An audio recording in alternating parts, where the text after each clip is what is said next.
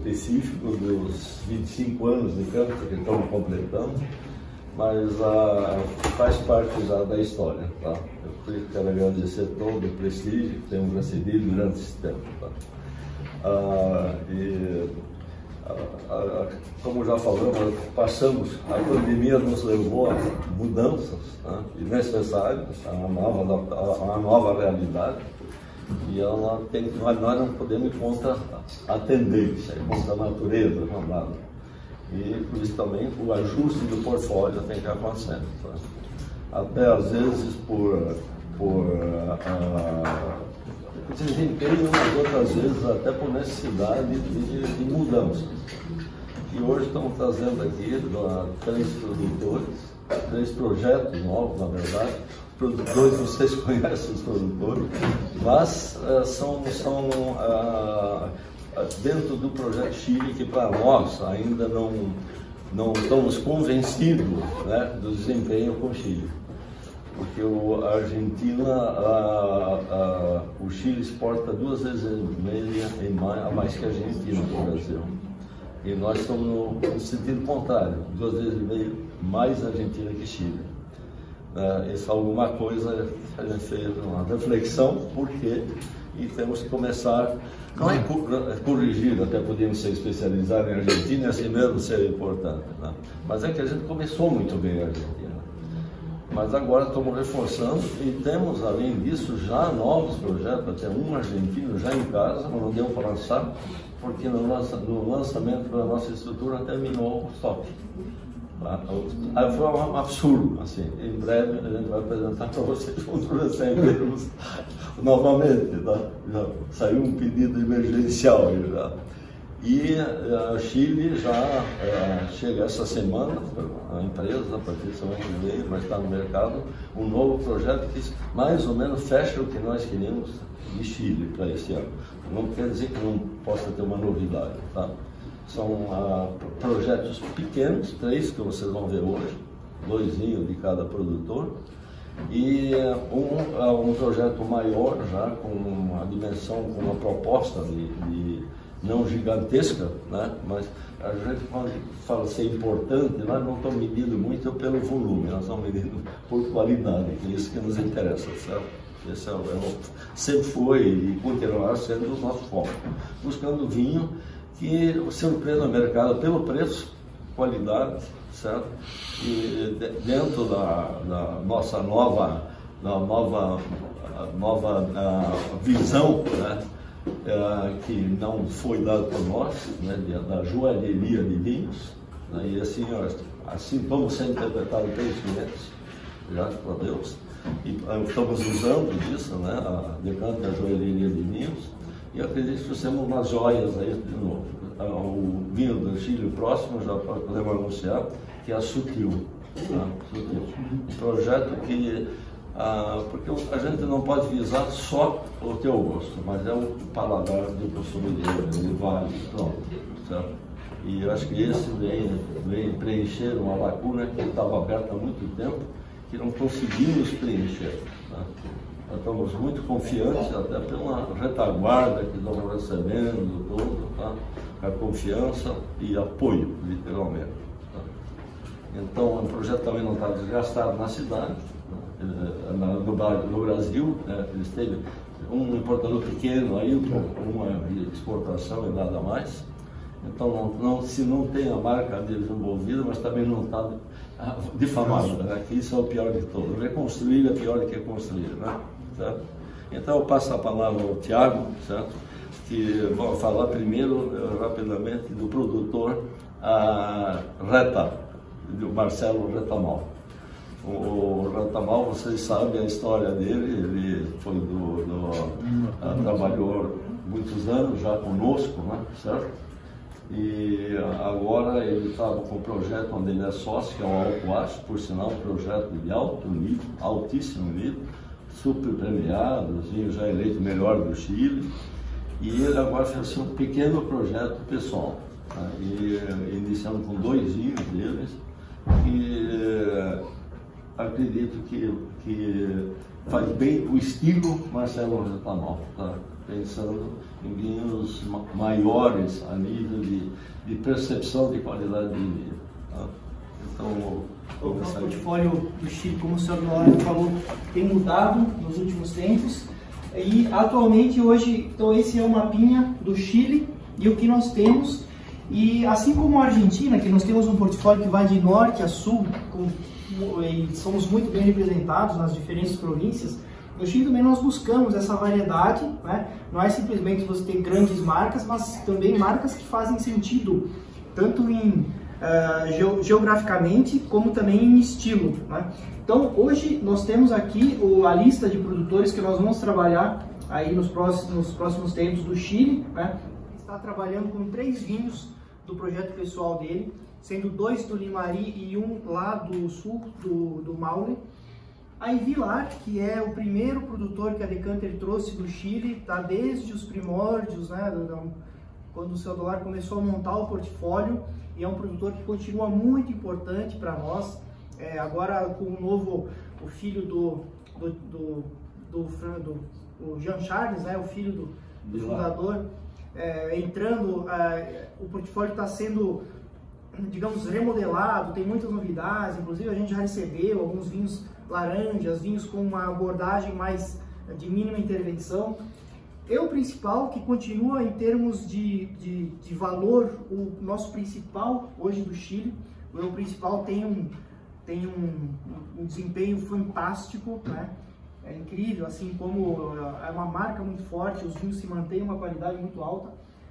Gonzalo Guzman, que é também um novo projeto que saiu da Eu Principal há mais ou menos 2 anos, mas ele já vinha trabalhando algo paralelo que agora ele está apresentando. Linha Sutil, que é um outro produtor que nós pesquisamos bastante desde que a Demartino, que nós rompemos com a Demartino.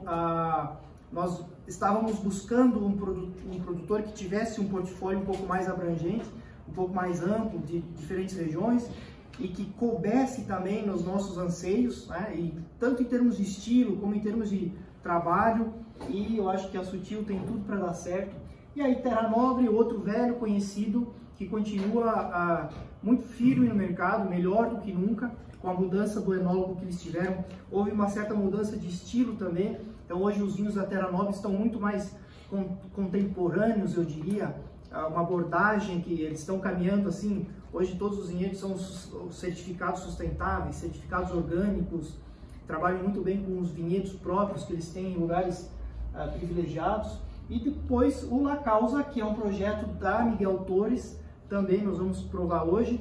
Eu lembro que ele foi importado para o Brasil há bastante tempo, na época que a Miguel Torres tinha a importação, a empresa própria de importação, aí ficou um hiato no mercado e conseguimos trazer o La Causa, então, para complementar do Itata, tá? Os vinhos do Itata. Bom, Reta.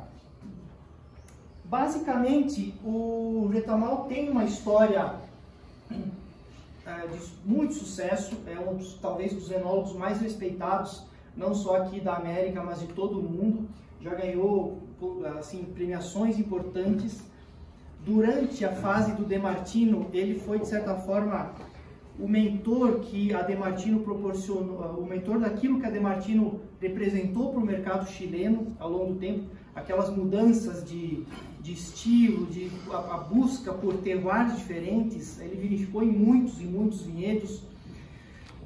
Depois veio toda aquela mudança de estilo, de buscar vinhos mais elegantes, com menos teor alcoólico, enfim, e hoje ele aplica isso nos projetos que ele está à frente, né? Notadamente o Alcovaz, que vem da primeira safra, foi 2011, e agora, mais recentemente, o projeto Reta, que é um projeto dele.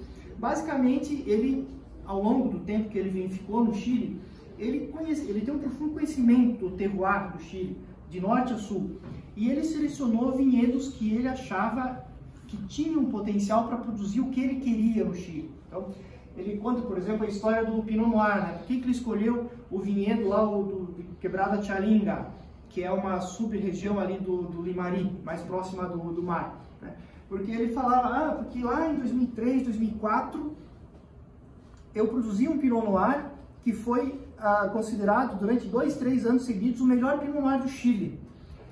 E quando eu fui para a Europa apresentar os meus vinhos pro meu importador da Suíça, eu acho que foi da Bélgica, enfim, eu cheguei, mostrei o Pinot Noir para ele, perguntei o que ele achava. Esse cara era um grande conhecedor de Borgonha, né? Ele perguntou, pô, eu gostei desse teu Merlot. Putz! E aí ele fala assim, naquele momento eu percebi que eu estava indo na direção totalmente errada, não era aquilo que eu queria.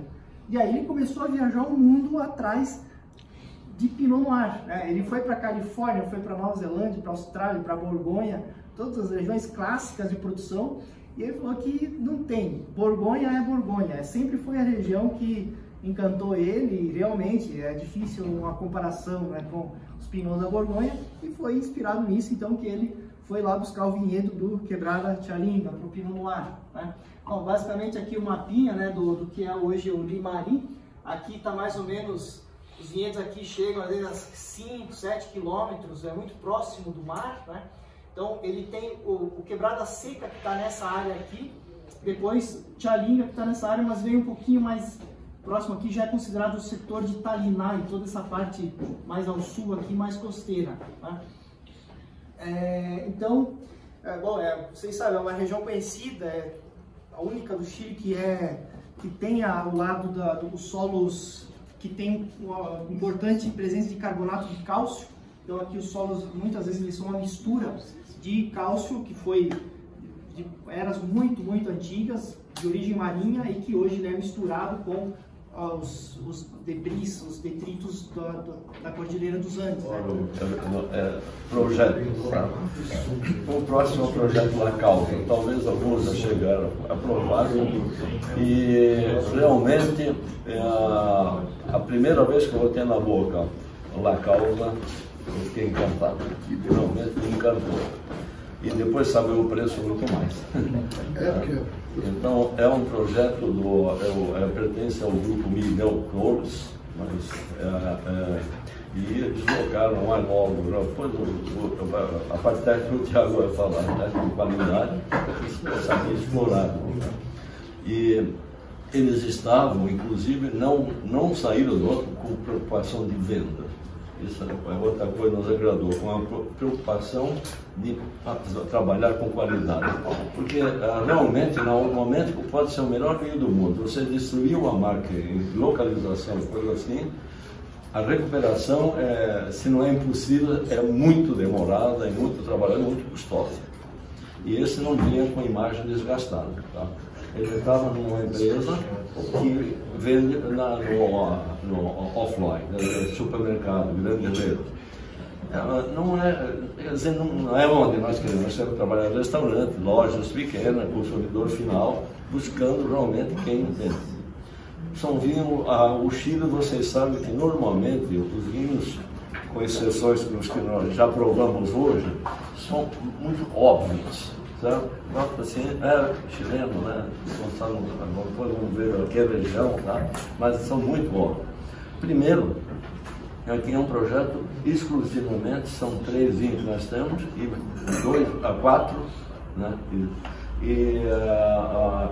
Vamos trabalhar ainda com mais um, certo? Um branco, para o projeto futuro, e um laranja, que foi até muito bem pontuado. Então esse vinho me lembrou assim, a elegância dos grandes vinhos da Europa, né? Seja Itália, seja... E esse vinho com a qualidade que tem, realmente me deixou encantado. Eles vieram e se estabeleceram no Chile no final dos anos 70. Depois, o projeto La Causa é mais recente, né? Então o que eles querem com o La Causa? Basicamente, primeiro, o resgate de uma viticultura ancestral. A gente sabe que a origem da viticultura chilena está no sul, está no Itata principalmente. Só que nós percebemos que muitos produtores nessa nova onda, eles simplesmente vão para lá e querem comprar um vinhedo, tá?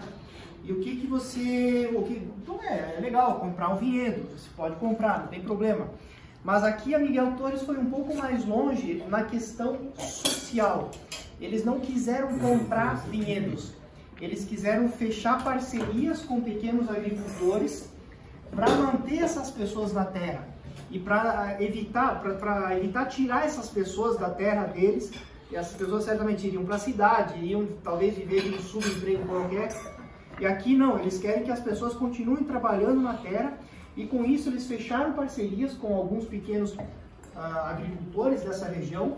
Eles compram as uvas e eles pagam muito bem, porque o grande problema do Itata, né, é que teve um período em que o preço da uva caiu muito, principalmente nos anos 60, 70, quando a viticultura ali dos arredores de São Tiago, né, Maipo, Aconcagua, começou a se desenvolver baseado nas uvas francesas, né?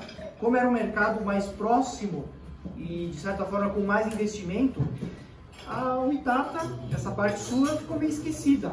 Uvas muito pouco valorizadas, um patrimônio incrível, secular, porque aqui é muito fácil encontrar vinhedos de 100, 200 anos. Eu visitei lá vinhedos de mais de 200 anos, uma pareira que parecia uma árvore, tá?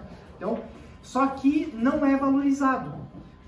E o que está acontecendo hoje é exatamente isso. Você resgata essa tradição.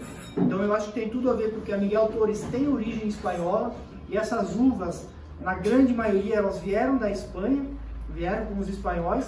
Então eles fecharam essas parcerias com pequenos produtores. O projeto começou em 93, aí teve 3 safras, 99, 2000 e 2001. Eu lembro que na época lá no Varanda eu vendi tanto o principal que eu ganhei uma viagem para o Chile. Então, porque assim, era o vinho que encantava as pessoas. Era o Patrick Falete no início. Um dos fundadores, exatamente. E ele era o quê? Era 60 Cabernet e 40 Carmener, né? E tinha 2 vinhos, era o Eu Principal e o Memórias. Era isso. Aí teve aquele desentendimento, eles tinham o sócio chileno e não entrava num certo consenso, e teve um hiato na produção de 2001, aí 2002 já não foi mais produzido, foi até acho que 2005. Aí depois retornou com a safra 2006 e aí já veio importado pela Decanter, e já com o Gonzalo Guzman na enologia. Agora, o que ele fez, né?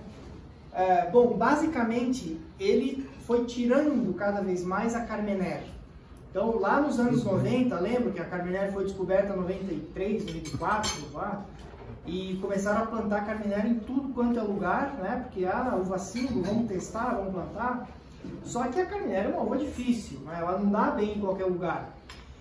E nesse caso, no alto, ali em Pirque, 750 até 950 metros de altitude, o que acontece é que a Carmener tem muita dificuldade para amadurecer.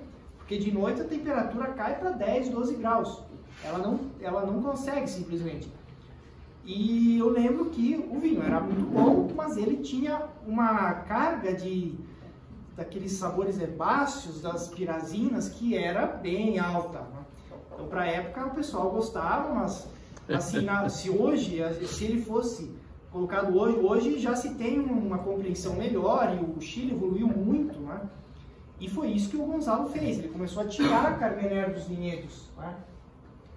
Então aqui basicamente um pouquinho, né, do que é aqui ele fala que o clima, na verdade, aqui onde ele está, que é Pirque, em muitos aspectos é mais frio do que a costa, que muita gente, a gente fala, né, pô, Casablanca é um vale frio, que tem toda aquela influência totalmente aberta do mar, mas aqui é difícil ver a escalinha, mas em algumas partes aqui do Alto Maipo, que é mais ou menos aqui, a média de temperatura, tanto a máxima como a mínima, né? Aqui no caso a máxima em janeiro, que é o que interessa mais, porque é quando as uvas amadurecem, ela chega a ser até menor às vezes do que o Casablanca, que está aí 10, 12 quilômetros da praia.